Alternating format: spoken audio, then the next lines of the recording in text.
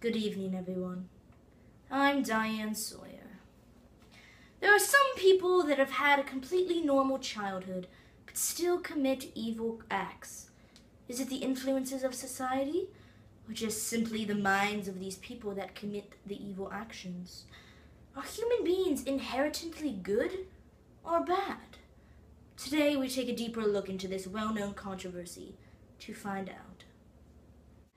Here with us today to speak about the good versus evil psychology is Professor Mark Dadds. Nice to have you with us, Mark. Nice to be here. Nice to be here. Now, Mark, will you tell us a little bit about what you study and your side of the story? Yes. You see, I study evil and good psychology in the brains of young children and older children, people. There's many different questions out in the universe. Are people born evil or people born good? Well, there's just so much to know. Morals are cultured into us by our families, by our society, by law, environment, and of course by just those who we surround ourselves with, you know? It's very clear that all humans may have some evil inside of their heads, but the reason we do not all commit crime or evil acts is because of an invisible fence stopping us, aka the law, and just physical ability of the brain, all of that. So what you're saying is that kids are born evil in a sense. And in a sense. The only thing stopping them from doing acts is what they're taught, right from wrong, laws. Society, all of that. But there are always the children that don't respond well to parenting programs, parenting wishes, Yes, what parents want for their children. And genetics and neuroscience shows that a heart of darkness cannot always be blamed on the parenting or society. So there's much controversy there. True. When you're recognizing the good versus evil factor in the brain. So, do you support that they are born good, born evil? Are you in between? Well, you see, I support the fact that there is evil in everyone. There is evil in everyone, I have to say. It depends on the neuroscience of the brain, whether it comes out or not. It depends on society. It depends on all these factors. But I do believe that all these people, they have it in them. They do. You can't stop it. Well, sometimes you can, you know. But, and of the many cases in the growth of the minds of people, one case portrays the people who are raised in a dysfunctional family and in later years begin to showcase the evil acts. Now, Professor, tell us more about the children who, in their younger years, do not accept the discipline and rules. What happens? Okay, well, of the children who seem to not cooperate with parents and rules and discipline, those are the children that could grow up to be psychopaths.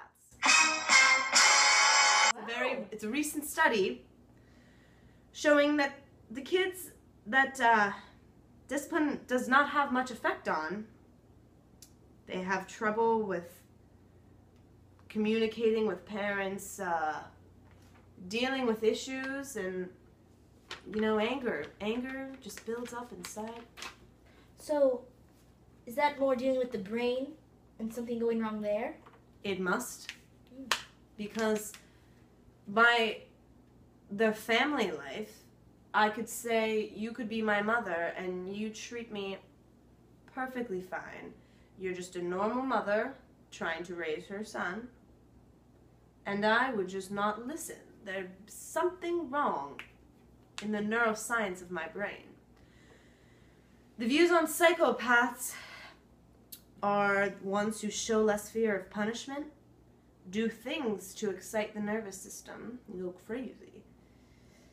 Over-respond to distractors, showing reduced ability to focus.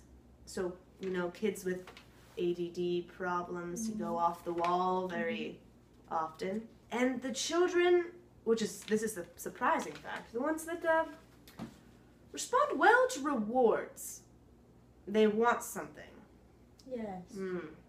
They are the psychopathics. They're the psychopathics. Very interesting. Yes. So there's much to know about the psychology of good and evil, but there's so many ways around it, so many different ways to take upon it, but it is inside us all. And it does exist. It exists. It's a matter of your environment, your surroundings. The neuroscience of your brain. Yes. It's just... combination of everything. Thank you. Thank you for being here. Pleasure having you. Pleasure being here. Next, we will examine 2 different scenarios of how a child's environment has the power to turn them good or keep them evil. In the first scenario, a child will be born to a broken household filled with violence, and we will see if the child can fight away the evil influence or if she will conform to it. Here we examine a baby being born to a drug-abusing mother. Will she be able to fight away the evil influence?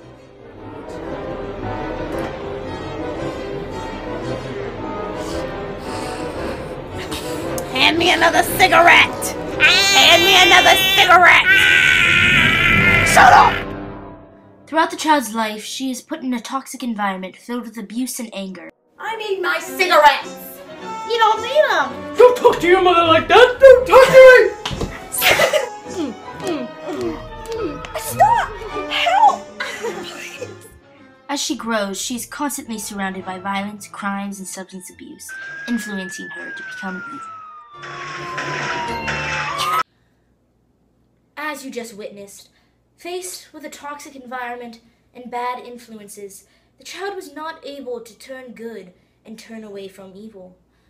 In this next scenario, the same child will be featured, but instead of being raised by her abusive parents, she will be adopted by a loving couple in a safe home. We will examine if this new environment will have the ability to influence her to make good choices, or if it will have no effect on her. Let's take a look. Here we see the same screaming child, but let's fast forward to her life after being adopted. Martha, sweetheart, come sit on my lap. Here we see Martha, the same child that was once being beat at this age, but now put into a loving environment, and she is much more good than evil. Sweet girl. I love you, Mom. I love you too, darling. Hey, Martha, wanna go play ball with your dad? Yeah, Daddy! When a child is surrounded by loving parents and good influences, she is able to defeat evil. Here Martha is seen with her 2 loving parents, showing that a strong family bond and good morals can turn someone good. I love my new family.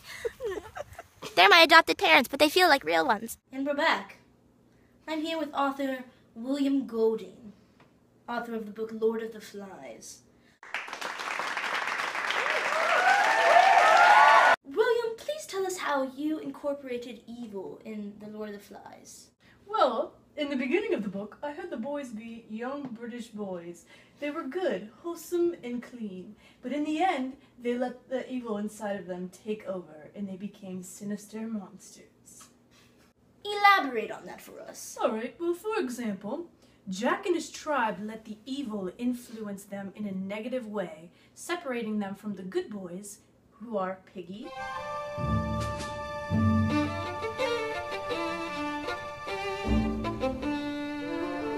Simon, and Ralph. Even though they tried to establish order, Jack and his tribe overtook the ideas by means of evil and personality differences. Listen to me, I'm the leader. You're the little ones. Shut up! Piggy, give me your glasses! But, Jack!